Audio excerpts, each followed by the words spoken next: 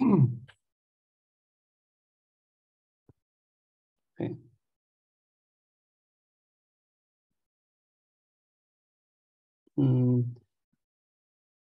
Okay. Yeah, just call me Ankang. Yeah. I'm from University of Science and Technology of China. Here's my my talk have 4 sections. I will spend a lot of time talking about the backgrounds and the motivations. Yeah. So I try to make the story simple, but it's about theory, so some equation is unavoidable. So we know aerodynamic force or hydrodynamic force is very important in both aerodynamics and hydrodynamics. It determines the body's motion. To obtain the force, we usually have 3 methods. Like we can do numerical simulations, and we can also do experiments, or in very special cases, we can even find the analytical solutions of the flow field. But obtaining the force is not the end of the work. And after we got the force, we need to understand the flow. The key question is, where is the force from? Once we know where is the force from, we can design the control method to optimize the force. The very basic defining of fluid force is this equation. It is the wall stress integral. From the wall stress integral, the force can be decomposed into a pressure force and the friction force. Both 2 components are Galilean invariant. In classical aerodynamics, where the flow is attached, the high Reynolds number flow, the perturbation to flow is usually small, and the Galilean equation can be linearized. People have derived many theoretical solutions for the linearized equations. Like Kuta-Joukowsky found the lift comes from the air-foil circulation and derived the famous Kuta-Joukowsky theorem, L equals rho u gamma. Lanchester also found the induced drag is caused by the tip vortex induction, and Planck later developed the vortex force theory. This is the integral of the Lamb vector, and from this, both the lift and the induced drag can be predicted. Planck also developed the boundary layer theory, which explained where the friction force comes from.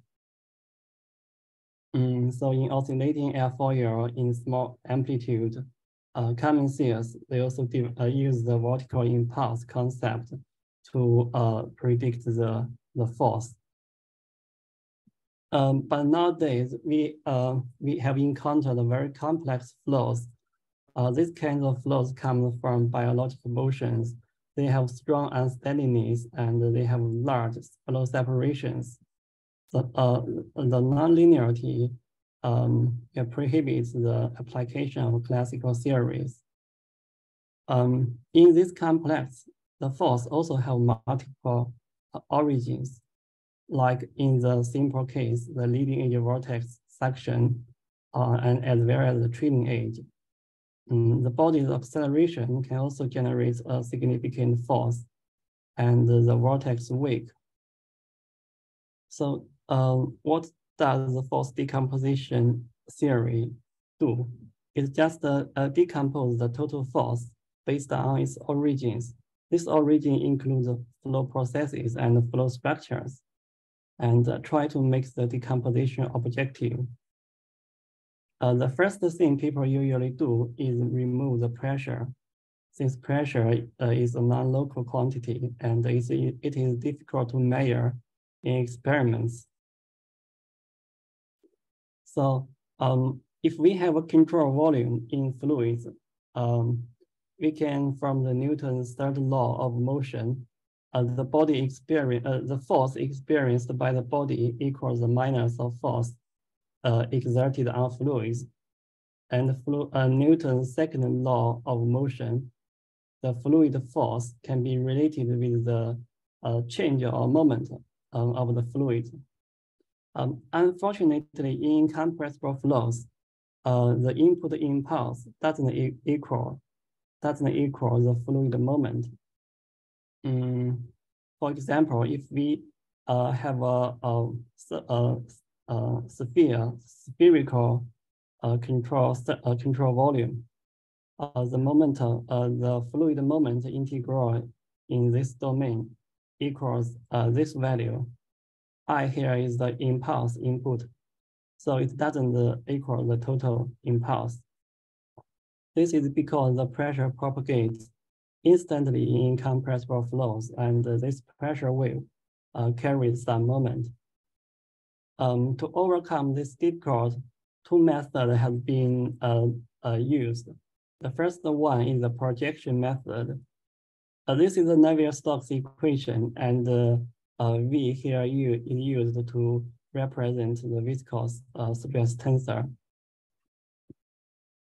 In the projection method, the NS equation is projected into a vector space.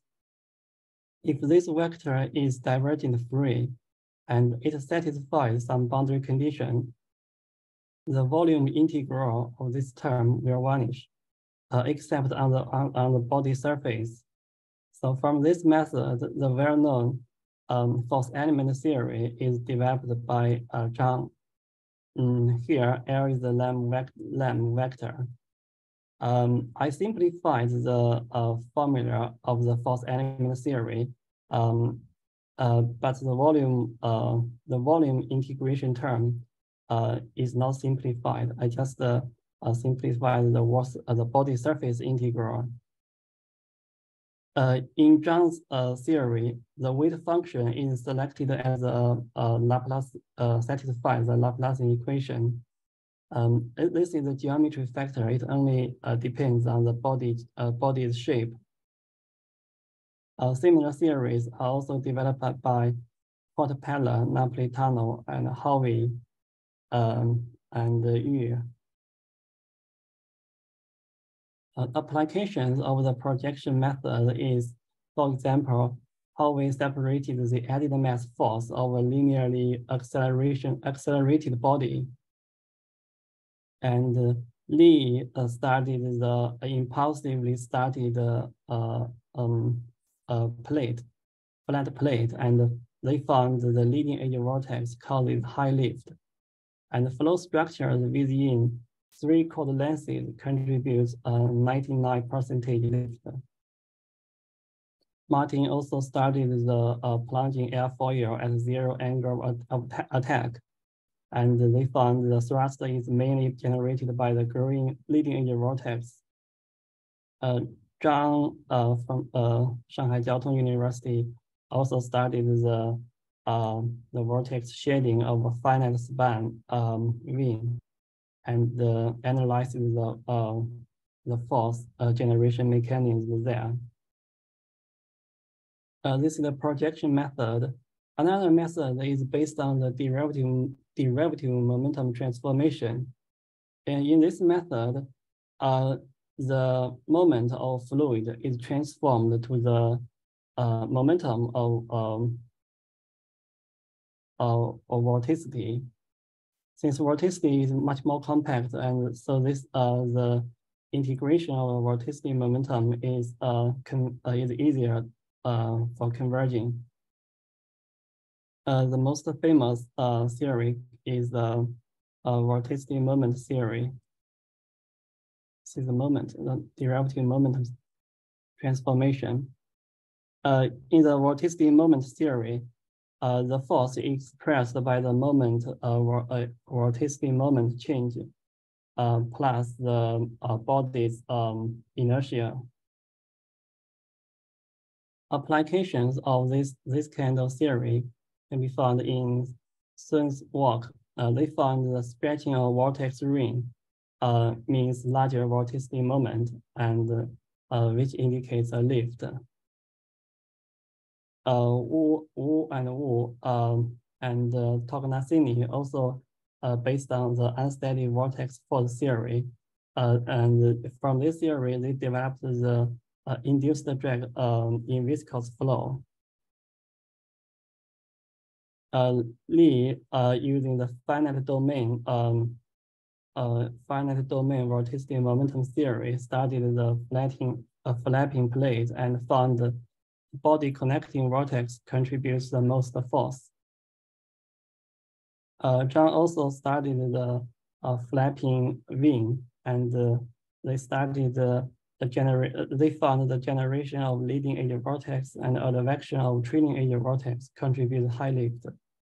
The relevant application can be found in the work like Note and Wu. But one thing, the one observation attracts my attention is like if we have an impulsively started ellipse, the flow is very simple. The ellipse just starts impulsively, and if we apply the force element theory here, and we only focus on the vertical force, that is the lift force. The contour plot of the volume force element is this one. This plot is given in the body frame reference. Here, the volume force element just represents the contribution to force from local flow structures. Red region means positive lift, and blue region means negative lift. If we change the frame of reference from the body frame to one frame moves with the incoming flow. In the second case, the incoming flow is zero, the body moves. And in the first one, the body is stationary and there is the incoming flow. We found the contour plot of the volume force element, volume lift element changes, such as in the leading edge vortex region, the red one becomes smaller in the second reference frame, and the trailing edge vortex also has larger blue regions. The boundary layer even changes the sign totally. We further divided the domain into two sub-regions. The left upper one is the leading edge vortex region. The right lower one is the trailing edge vortex region. We did a volume integral in these two regions. In the first reference frame, the leading edge vortex region contributes 1.55 lift. But in the second reference frame, this lift becomes 1.05. The total force, we also calculated the total force from the force element theory and the wall stress integral. The discrepancy of the total force is very small. It is within the numerical errors. But if we divided the regions into two sub-regions, the force varies with the if we change the frame of reference. So we found this, or we observed this phenomenon. The total force is independent of the choice of reference of frame of reference. But the lambda vector and the volume force element depends on the choice of frame of reference. The force contributed by a local region also depends on the choice of frame of reference. But the choice of frame of reference is totally by humans, so it is not an objective thing. So that is to say, the Galilean invariance is not trivial or unconditional. We also observed this this problem when he developed the virtual power principle. Yeah, so this is the background. In the next section, I will discuss the Galilean invariance conditions in force decompositions. This part of work is mainly from two of our papers, and it is done collaboratively with Professor Jie Wu and Fu Fanzhou and Yipeng Shi. And this work is funded by the National Nature Science Foundation of China. So the general form of force decomposition formula has this form. It has one body surface integral, one surface integral over the outer boundary of the control volume, and the one volume integral. The integrand of the volume integral represents the contribution to force from local structures. This integrand also depends on quantities such as density, pressure. But here, since these quantities are all Galilean invariant, so we just ignore them and only keeps the coordinate and the velocity. The force contributed by the flow structure in a subdomain can be expressed as the volume integral over the subdomain. The Galilean invariance asks this force is independent of the choice of coordinate origin, as well as the reference velocity, a constant reference velocity. So I introduced the x0 and u0 here.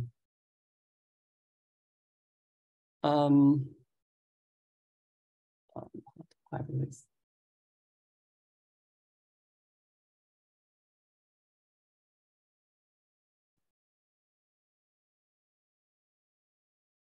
Sorry, I don't know how to hide this.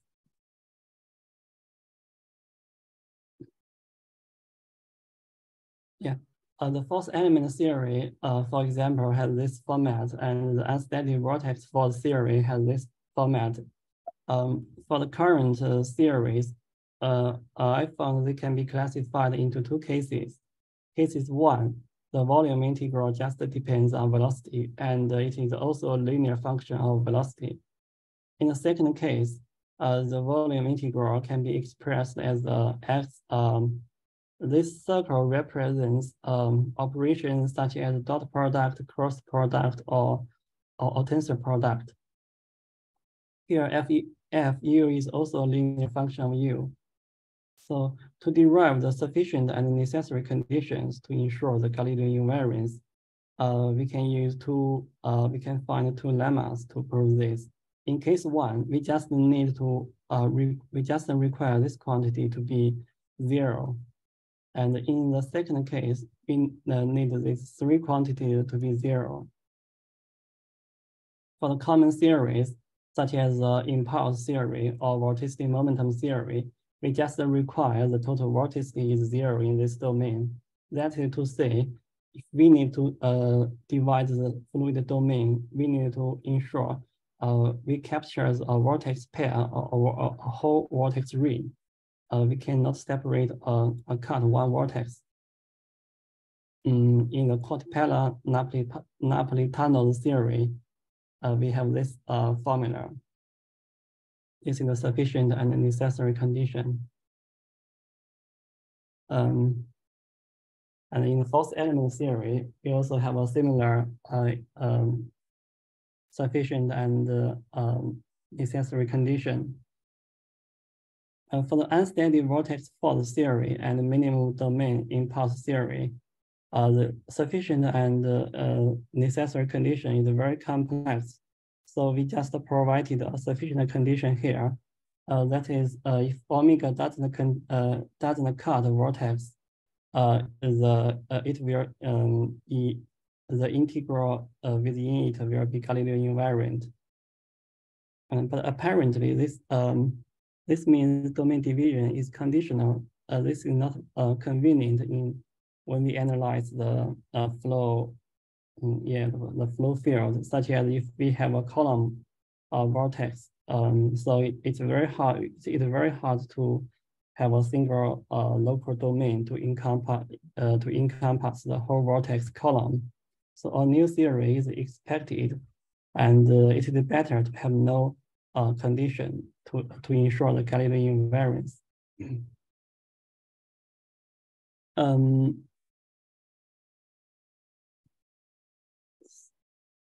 Okay, The leading edge vortex, LEV, is just the leading edge vortex. Thank you. Yeah. So we start from the pressure Poisson equation, since the pressure force also usually dominates in separated flows. In the pressure Poisson equation, the right-hand side is the source of pressure, and it just equals twice density and Q. Q is the second invariant of the velocity gradient tensor. Q is also used for vortex identification, such as Q criterion. The boundary condition of the pressure is this one. It's the Newman type boundary condition. It is obtained from the projection of the momentum theory. So Q is the source of pressure. It acts like a static charge in the vortex center where Q is positive. It causes some vortex attraction, and at a vortex edge where Q is negative, the spring field generates repulsive force. We also explain the weight function using the adjoint equation of the Laplace equation, although this equation is self-adjoint. And the adjoint and the weight function satisfies this boundary condition. The weight function can be interpreted as the sensitivity of force with respect to local spatial locations. After applying this Green's identity, we can obtain the pressure force. Yeah, this one is the volume integral, and the second one is the viscous effect on the wall. This is a viscous pressure boundary condition. And the third one is the body acceleration force. Here, the weight function decays at fast. So it means the effect of source decays with distance. The integrands here are all Galilean invariant, so we can divide the domain arbitrarily. And thirdly, the body acceleration force equals added mass force only in translational motion, since in translational motion, the acceleration is a constant. We also compared this theory, the theory we developed with other theories. Like in 2015, they developed a theory of this form. It is also a divergent of lambda vector plus some extra terms and plus a weight function. But here they introduced the Helmholtz decomposition of velocity. So here, U with a subscript V is solely determined by the vorticity. But this quantity is not Galilean invariant.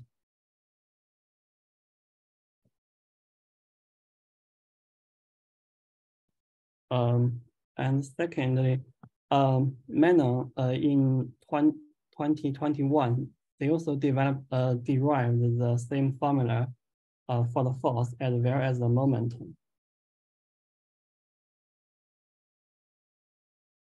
So we applied this to validate this formula. We implement it in Nectar, and it is the field convert module. This module request is pending for merging. I think it will be available in the near future. For the starting ellipse at Reynolds number 1800, the flow has this feature. It has a strong leading edge vortex and a trailing edge vortex. We calculated the integration using equation 16. The integration domain has a radius of 3 chord lengths. The symbol represents the integration result, and the red line from a surface integral. The difference between wall integral and the weighted pressure source theory is very small. We also plot the contour of the volume force element here. And the leading edge suction yeah, contributes the most thrust, and the trailing edge suction contributes the drag. This is consistent with previous people's work.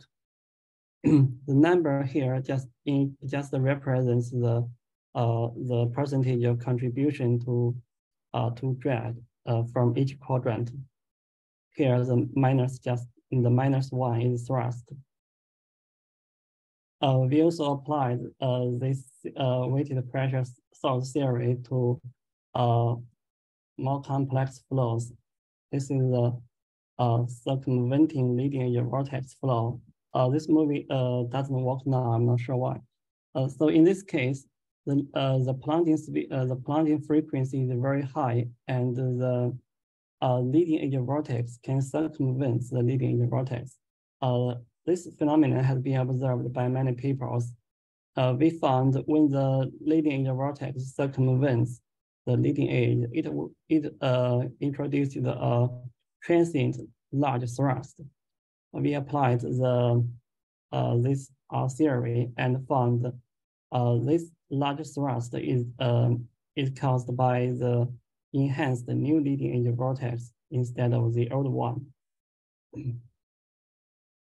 So in the following section, I will talk about some applications of this theory in the plunging wings, both rigid and flexible plates. I think maybe we can have a short break if you have some questions. Yeah, we can just you can just ask me. Yeah. Do you have some questions about the previous sections? So, Dr. Gao, we usually left question at the end of talk, but if you prefer to do it like in the middle of the talk, that's also very welcome. Yeah. Yeah, I just feel the previous section is about theory. So after talking about theory, I started talking about the flow and the applications.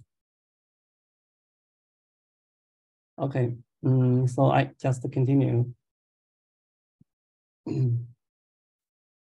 Yeah, the second section is about the vortex dynamics of plunging wings.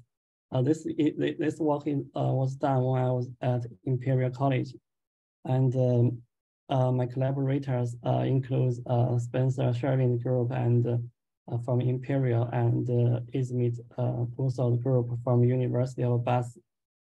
This work is funded by the EPSRC as well as UKTC. As we know, in nature, animals usually use the flapping wing for locomotion.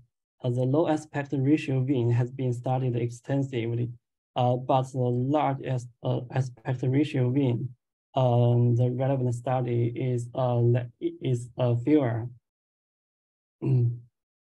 So in this work, we consider the large aspect ratio wing under plunging motion, and the angle of attack is also as the post-star angle of attack. We use the spectral HP element method, which is implemented in an open source code, Nectar++. In this method, the spatial is first discretized into a finite element mesh with C0 continuous on the element boundary. And within each element, we use a polynomial expansion to generate a high order basis. The basis we use is the tensor product of the modified Jacobian polynomial.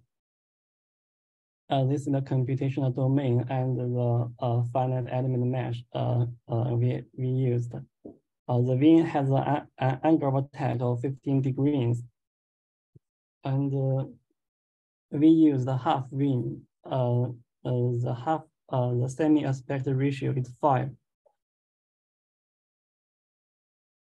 So we did numerical simulations at the Reynolds number of 10,000. This is like the Gulf, Sea Gulf is the size. The reduced frequency here is 2. And the peak-to-peak amplitude is 0.5. The plunging motion is the cosine format. And the right is the tip and left is the wind root. We applied a symmetrical boundary condition on the wind root. We wish to compare our numerical result with the experimental measurements from University of Bath. But we found our result contained too many small-scale vortices. So we applied a spatial filtering to our result. We adjusted the filter size and to small, medium, and large. We found if we have a too small filter size, the flow still have some small-scale vortices. And if we have a too large filter size, the flow will be over smoothed. So we just manually picked one value. We think this one is would make the result better. After applying the filter, our filtered CFD result, agrees with the phase average, the experimental result quite well. This is the deformation of leading edge vortex is captured. We also make some more detailed comparisons between numerical result and experimental measurements. The first row is from our CFD result, and the second row is from the experimental measurements. But in their experimental work, they only measured near tip region, so their data is incomplete. It's truncated at here. This is the second time step. Dot here means the location of the airfoil. And we also conducted some a higher frequency case, k equals 3. The comparison all agrees quite well. So after making these comparisons, we can ensure our numerical result captures the key physics process of the flow. So in the next step, we start analyzing the data. The first thing we want to do is explain the deformation of the leading edge vortex around the wind tip. Such as here, if we have a large plunging amplitude, the deformation is larger. If we have a small amplitude, the deformation of the leading edge vortex is also smaller. To explain this phenomenon, we think of two vortex models, three vortex models, which represent two mechanisms, either model 1 and 2. We just think the deformation is caused by the self-induced motion of the vortex filament. In the third model, we think that this deformation is caused by the instability of the column vortex. So in the first one, we just put an L-shaped vortex above an inviscid wall. Using the mapping, using the mirror technique, this L-shaped vortex can be extended to a U-shaped vortex. In the second model, it is an L-shaped vortex above a viscous wall. And in the third case, we just put a hump on a vortex, infinite vortex filament. We also resimulated the flow from the start. Since if we simulate the flow from start, the leading edge vortex will be unaffected by the previous vortex systems. So it have a much clearer vortex system. In the model 1, we observed a deflected vortex leg. This looks similar to the deformation of the leading edge vortex. And in the second model, the deflected vortex leg is also observed, although the vortex interaction, the wall interaction vortex is also observable. In the third model, this hump becomes a helical shape. so it looks different from the current leading edge vortex. And in the next step, we just did some scaling analysis. It's model 1. We compared the scaling in model 1, and we found if we use the vortex wall distance as the reference, the data collapse better. And in model 3, if we use the vortex radius as a reference length, the data collapse better. This means if the leading edge vortex, the length of the deflected leading edge vortex, its characteristic length depends on the vortex radius, it will be caused by the model 3. And if not, it would be caused by model 1 or 2. So we just did lower Reynolds number simulations and measured the characteristic length of the deformed leading edge vortex. We found this length is independent of the Reynolds number as well as the vortex radius. So it can be concluded that the deformation of the leading edge vortex is totally caused by the self-induced motion. We further analyzed the force of the plunging airfoil. But here we did a force analysis at a much lower Reynolds number because our previous theory is developed from the exact Navier-Stokes equation. But the high Reynolds number simulation is a large eddy simulation result. So the applicability is still uncertain. So we just did direct numeric simulations at a lower Reynolds number and did the force decomposition. We found the viscous effect is very small and can be neglected. So the two terms are the one introduced by Q, and the second term is introduced by the body acceleration. Since the acceleration is a constant in this plunging motion, it can be moved outside of the integration, and the integration just becomes the added mass in potential flow. As we know, in potential flow, the time average the added mass force is always 0. So in this case, both the lift and the drag are contributed by the Q. We also observed another thing is the Q-induced lift reaches its maximum value when the airfoil has the maximum downward or upward velocity, and the added mass force has the maximum value when the airfoil is at the highest or the lowest location. They have a phase difference of 1/4 pi.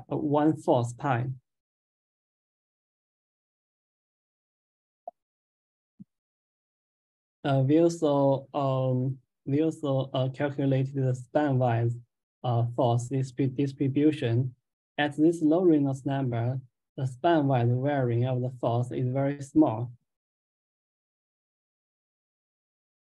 And we further analyzed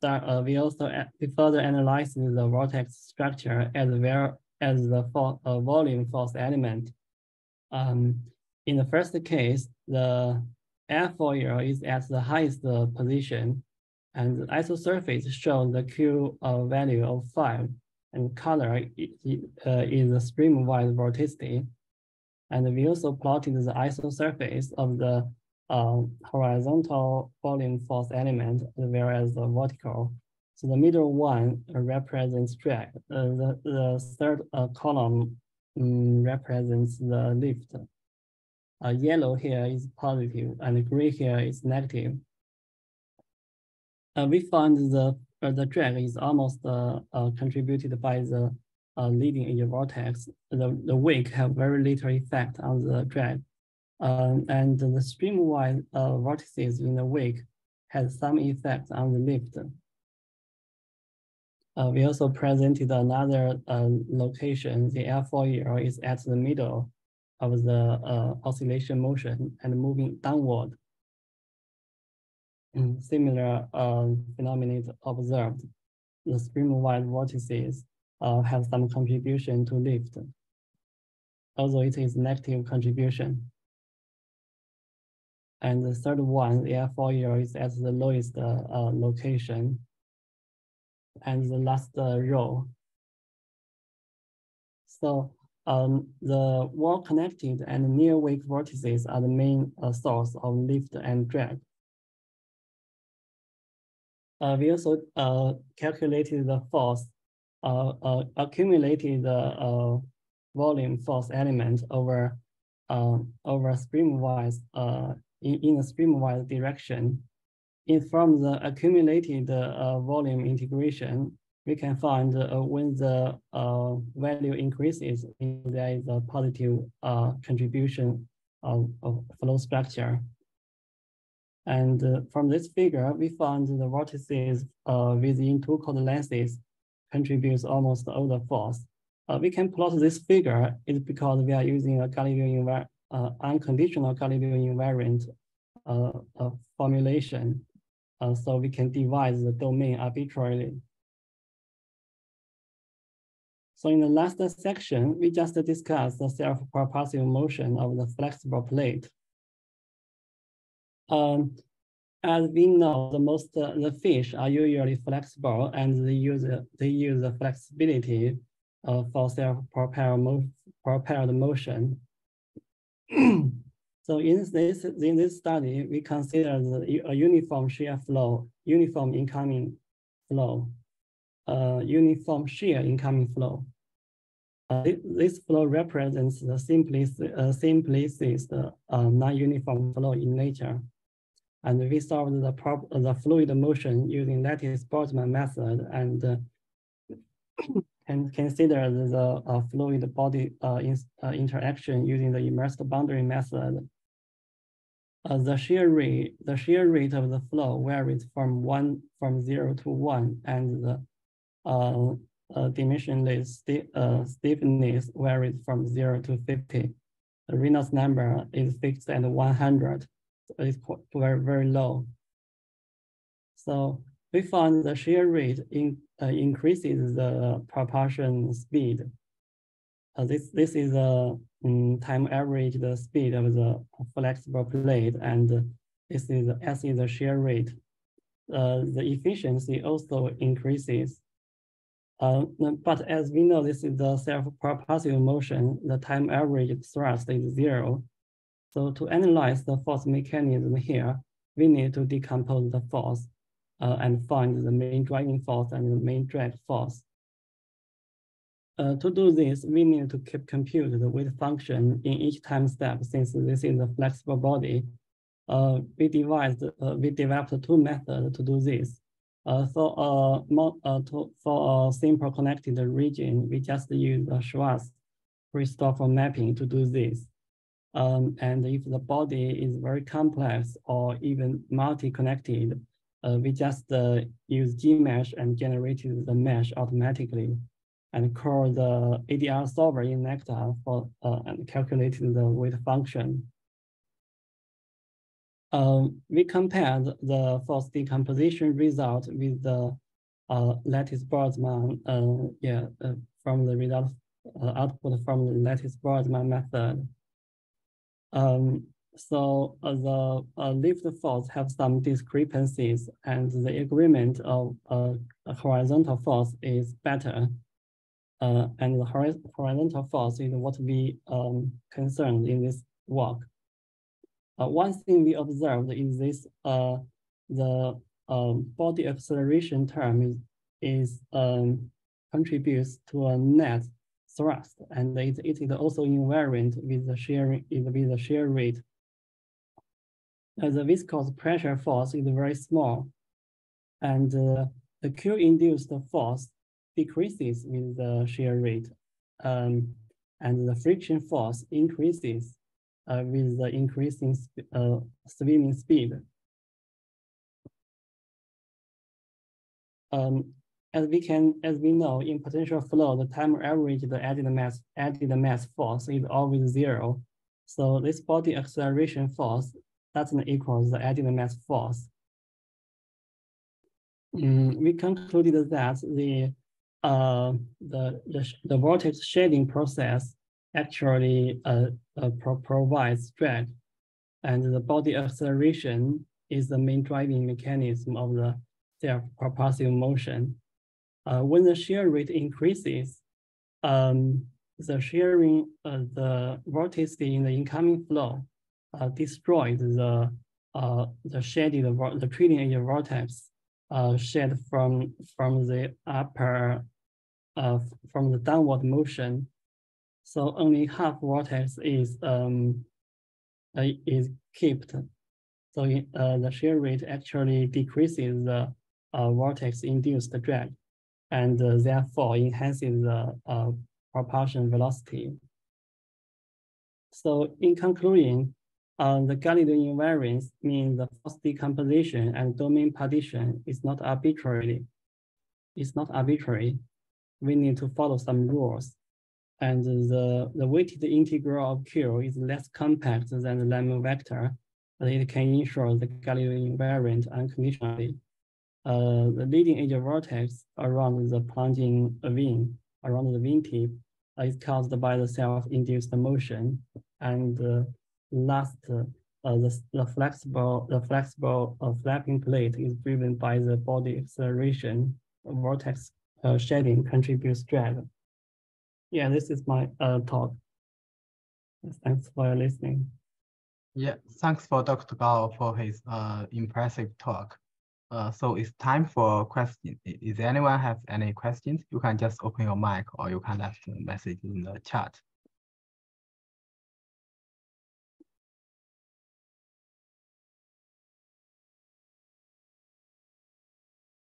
So seems this like I have a question, Dr. Gao. Yeah.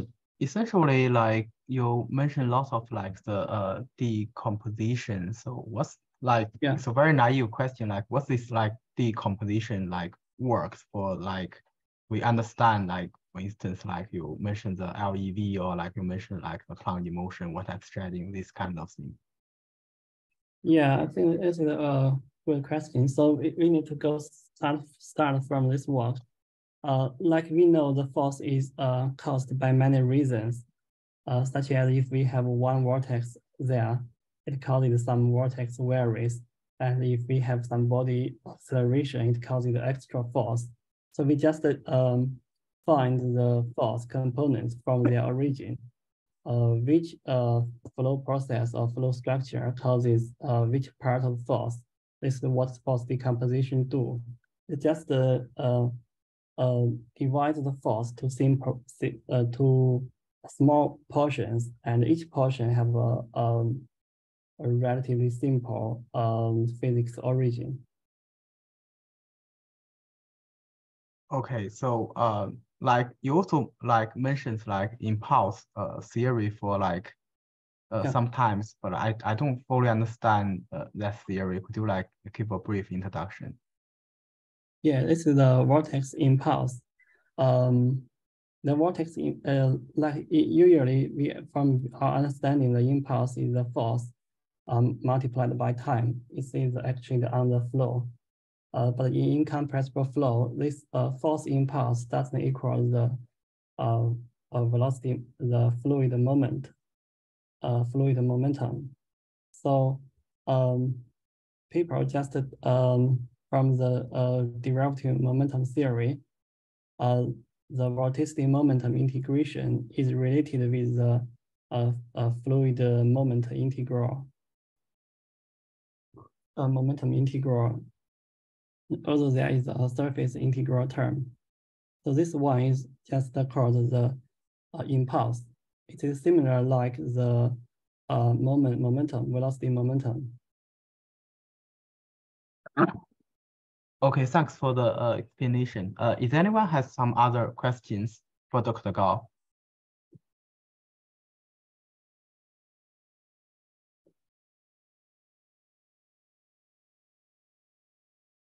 If not, like we can always like send Dr. Gao an email, or you can always like reach out to Dr. Gao from like other contact informations. Yeah. So it's also about the time. So we are very again, thanks Dr. Gao to give us this impressive presentation, and we'll see you next week.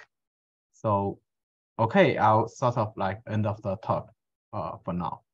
Yeah, thanks.